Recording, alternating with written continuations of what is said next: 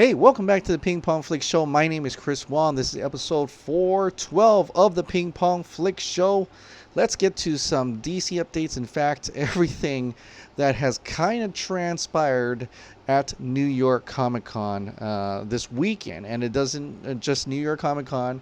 There are some other things in the DCEU as well. The first one off is let's talk about Joker. Joker has bowed to a $93.5, essentially $94 million opening domestic weekend.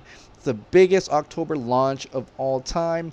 The overall worldwide opening weekend stands at $234 million against a $55 million budget. So it's making bank. And it's going to be it is successful. It's hugely successful.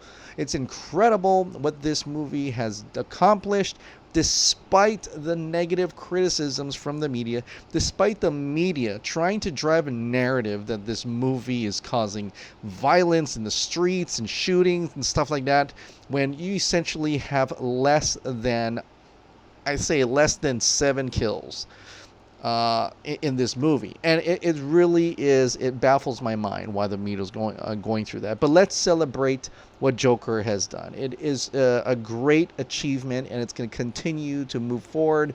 I hope it even knocks out the Justice League overall box office to show Warner Brothers that a fully director-driven film, a gritty one at that, a darker one at that, can be successful, and you don't have to copy Marvel at all. So this is an incredible feat, and I am loving it all the way through.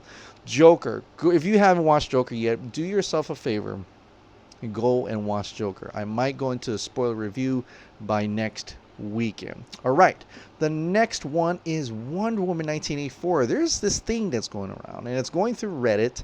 A person on Reddit, claims to have attended a test screening. Mind you, this is a test screening, but this is what that person has said. On 10/2, I saw a test screening of Wonder Woman 1984 in Irvine, California. The work print I saw was pretty bad. Some of it may be due to editing problems, but I feel like the script is badly written and lacking needed exposition in order to explain what the hell is going on for people who aren't familiar with the comics like me. I also felt the film was lacking the charm, wit, humor, and emotion of the first Wonder Woman movie. It was a disappointment. I would also like to note that another viewer at Non has also said, okay, so that Wonder Woman 1984 test screening, remember that's a very different movie from the first, and reactions are all over the map. I've heard it described as a big and bold and fun, and I've heard it described as a new Superman 4, The Quest for Peace for our days and age. Not a very good comparison there, although I do enjoy Superman 4, The Quest for Peace, but it's not for everyone. But I like to say that these test screenings, we've kind of heard this before. You may be familiar with the first Wonder Woman. They're saying that's a mess. Justice League's a mess. Well, that essentially did turn out to be a mess because it was Justice League. But these test screenings are very interesting. And it seems like the appropriate, almost like a coincidental and even appropriate time for David F. Sandberg, Pony Smasher, actually put out on YouTube a video explaining test screenings, where he essentially explained that how test screenings are done. They have different types of movie, they edit it differently, and a crowd, an audience doesn't necessarily see the same movie that another audience sees it. They're seeing like aspects of it, right? They're seeing things that may work or may not work. That's why it's called a test screen. They're testing different aspects of the movie to see if it will work for certain audiences. So some of those copies may be great, some of those copies may be not so great. Also, the movies are subjective as well. So I think you should all consider watching that to determine what you feel about test screenings, rather than just grabbing two people who have put on Reddit what they thought of a test screening that nobody else has ever seen. And it's just two people in an audience of a lot of people. So, like I said, don't freak out. The one that you should really kind of guesstimate is when they actually have a screening, a screening, a critic screening, or somewhere towards the end of production, towards the actual release of the movie. That's when the movie is probably almost mostly finished. That's when we can get a feel of how this movie is going to be, not through test screenings. And that you can become very much aware of that after you watch David Sandberg's little video, which I'll put in the description below. So please go and check out that video. But that's not the only thing that happened this week. And of course, New York Comic Con is in motion, and we did have the Snyder Cut is a huge, big part of it. But before we get into that, a group of celebrities actually showed up to New York Comic Con to highlight their movie. Hi guys! Hi! We're here at New York Comic Con and we're taking over DC's Instagram. Yes. And we're about to surprise some fans. Yeah. They're just outside, just there. It's gonna be fun. The Birds of Prey. That's us! Fabulous information of one Harley Quinn. Rosie Perez. Ella J. Bosco. Sandra Yes, King. Ella! Jamie Smollett Bell playing Black Canary. That's me. And Marvel playing Harley Quinn. Hi guys!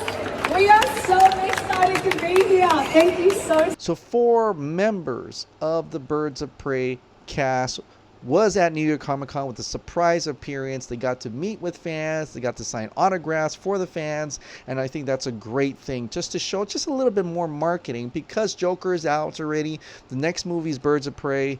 I thought that was a kind of cool thing for them to do, essentially, because we already got the trailer. They didn't really have a panel, but it would be great to have them kind of go there at the con and mingle with the fans and see the fans. So I thought that was a really neat, a really cool idea and a cool thing for them to do.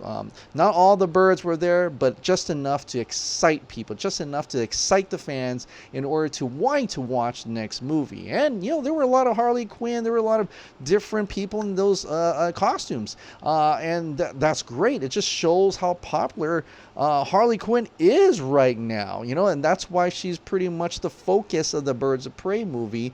But I'm still wanting to see like a character trailer from either Black Canary, Cassandra Cain, the Huntress, the other characters in that movie. But time will tell if we see a little bit more as we gain closer towards next year's release of February 7th. There's not going to be another major con, at least I don't think so, until San Diego Comic Con. So they got to really push the marketing for this movie to get it up there. Is it going to have that negative publicity that's actually turning into good publicity for Joker, or is it just going to be good publicity or just negative publicity? We'll have to wait and see if people are excited as I am with Birds of Prey, but we have some months to talk about that as well.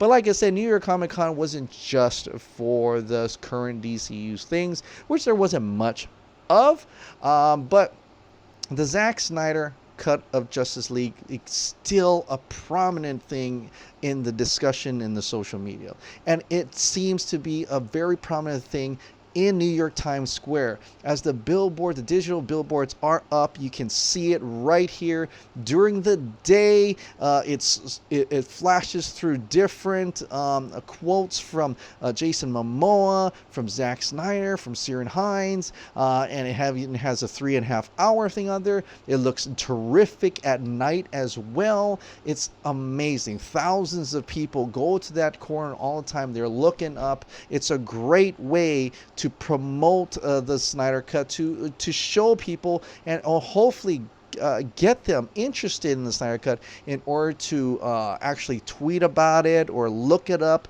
to find out what is going on with the Justice League. Is there another version out there? When can we watch it? And hopefully in a way just telling Warner Brothers that they do want to watch that movie.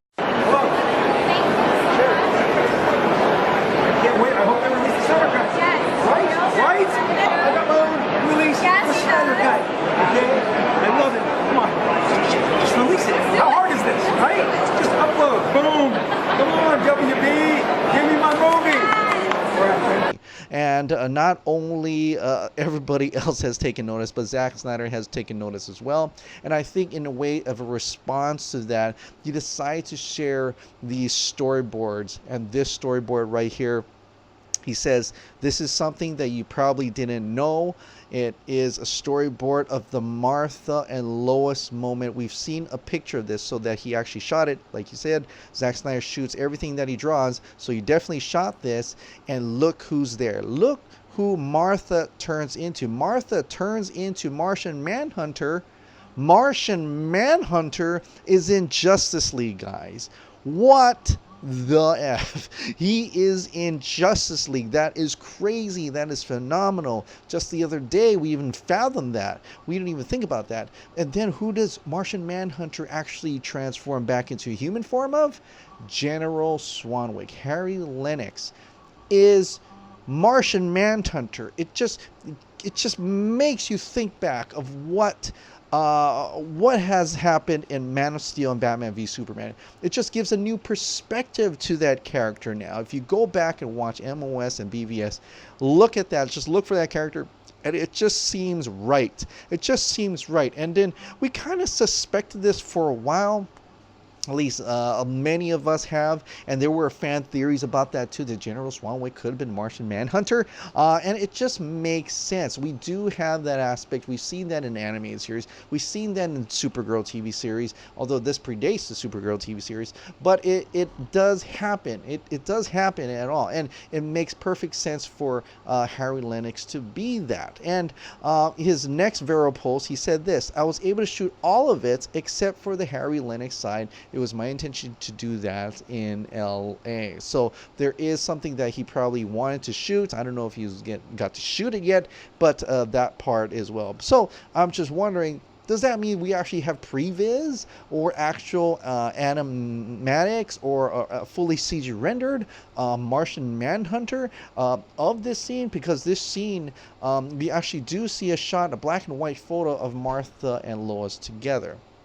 Now, some of you may be asking, well, why is Martian Manhunter there? Why is that? Why is he's involved? Why is he Martha? And the only way to find out is actually to watch the movie. But it makes sense to me because General Swanwick kind of has almost like a relationship with Lois Lane, and not in a way that it's kind of like they work together to solve that whole Man of Steel, because they were in Man of Steel. They were also in BVS. He helped her solve that bullet, and knowing full well that he is an alien and that he knows, Clark's an alien as well, that he actually might want to know if Lois is okay. But instead of showing up as General Swanwick, which would be kind of weird, he would be shown up as Martha instead, because he knows that Martha is probably more closely to Lois, and Lois knows that Superman is Clark Kent. So I think that makes perfect sense for him to be Martha, but of course we won't know that until we actually watch the Snyder Cut of Justice League, which I'm all for getting. And you actually see some of the things that in Man of Steel, where Superman takes off his cuffs and approaches the mirror, and you have that side by side. It's like he's looking at an alien himself, because on the other side of his mirror is General Swanwick, which is now we know is Martian Manhunter. You also notice that the other two people in the background move away, freaking out that the Superman is approaching the glass, but General Swanwick does not move at all, because he is an alien and he's about to throw down with Superman if Superman were to do anything. And so I think that all makes perfect sense, and it's an incredible plan if it was actually planned that way, that from the start he was supposed to be Martian Manhunter. It makes perfect sense, and that bravo to that. I mean, at this point, what else is in this movie, right? Who else is in this movie? But Zack Snyder did take notice of this. And it's really cool they did. He actually went on Vero once again in the same day, and he snapped one of these shots, and he wrote down, "This is truly amazing, and I am speechless and humbled by the support and love." And I do notice that he did choose the photo that says that is of him with the quote, "I have a cut. It's done. Hashtag release the Snyder Cut right on the bottom. So is that coincidental that he chose that in a way? I don't think so. I think he really intends to secure that narrative that he has a cut and it's done. And I think this response could pay off really well with social media, really well with the bloggers and stuff. And it kind of has, because JoeBlow.com, amongst comicbook.com, amongst Comic Book Now, and so many other different other sites, and hopefully more sites by tomorrow, or by the time you see this, he says, JoeBlow.com by Mike Catalano, he says, Zack Snyder responds to Snyder Cut support at New York Comic Con. The movie geek world has been talking for what feels like ages now about director Zack Snyder's original cut of Justice League. Why it hasn't been released still seems to be some kind of mystery, but that still isn't stopping the fans from voicing their support. And now Mr. Snyder has just released an image on Vero along with a gracious sentiment responding to their support, which you can see up top. Say what you will about some of the Snyder's movies choices, but the dude's definitely got a good heart, and frankly, I say the world deserves to lay their eyes on the Snyder Cut, especially after Snyder just revealed that he had Martian Manhunter in it. I'm surprised that Warner Brothers and DC higher ups can't see the potential value in releasing Snyder's full version at this point. In fact, I feel they should release it back in theaters, but not as some lame Fathom event. I'm talking a major wide release for a different version of superhero movie that was already released 2 years ago. Do you think there's a good chance that Zack Snyder Cut would outgross Joss Whedon's version? Please let us know in the comments below. So that is their article they put out today, in which I find it rather interesting. I find it really interesting that they mentioned Fathom event. Is that what's planned? Is this something that they're really pushing? Is this something that they maybe know of, in fact? And I find it really intriguing that JoeBlow.com has wrote out, because there is one person from Joe Blow that has recently kind of changed his mind, changed his tune about the Snyder Cut. At one point, he didn't think the Snyder Cut exists. He was still, like I said in the other video, he was still on the company line that it didn't exist, right? And that person is Paul Shire. He works, or he writes for Joe Blow. And Nosco Gary Sue actually put this out.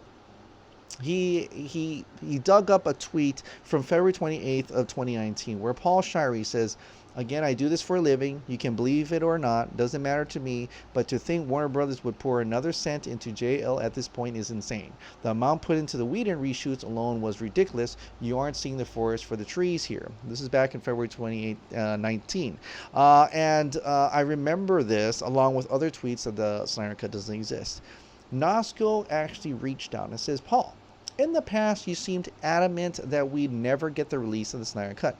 Do you still feel that way, or have your views changed? Now remember, Paul Shirey did go out to Atlantic City in what we know now is to be where Army of the Dead is shooting, and he probably got to talk to Zack Snyder, and Paul Shirey admits it right here.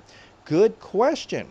I'll address soon. A lot can happen after talking to the man himself, in which he does very much believe the Snyder Cut exists. He really very much believes that the studio should release the Snyder Cut, and he probably even talked to his Joe Blow cohorts, and that's why that article came out today in regards to release the Snyder Cut, and that the fans, the world, deserves to lay their eyes on the Snyder Cut. And so you may be thinking, well, that's great and all, but is there anything we can do? Abdul, huge Snyder Cut fan, huge supporter of Snyder Cut, and a huge person involved in the movement as well. Abdul, he asked Zack Snyder this, boss, what can we do to help? What can we do to get this? In which Zack Snyder just plainly answers, Abdul, you're doing it. So that's it. That's his answer. What the Snyder Cut fandom is doing, what the movement of the release of Snyder Cut movement is doing, what we are all doing, seems to be working. We're working at it. We're doing it. We're actually getting this thing going to be released, and hopefully really soon. But I think this is a 3-word answer to anybody who thinks that Zack Snyder is done with it, who thinks that we're done with it, who thinks that this is not going to go the distance. And for people who want to give up right now, I think this is encouragement. This past weekend must be a huge encouragement to the fandom, a huge encouragement to the movement, that we got to keep pressing, we got to keep championing this thing, we got to keep doing what we can to let the entire world know that this movie does indeed exist. This movie is astronomically better than the one that we got in theaters, and that Zack Snyder himself and the entire cast and crew, the fans, and soon the world will be asking Warner Brothers and DC to release the Snyder Cut of Justice League. All right, guys. Well, that is it for today. I want to thank you so much for subscribing. Thank you so much for watching. I'll see you next time.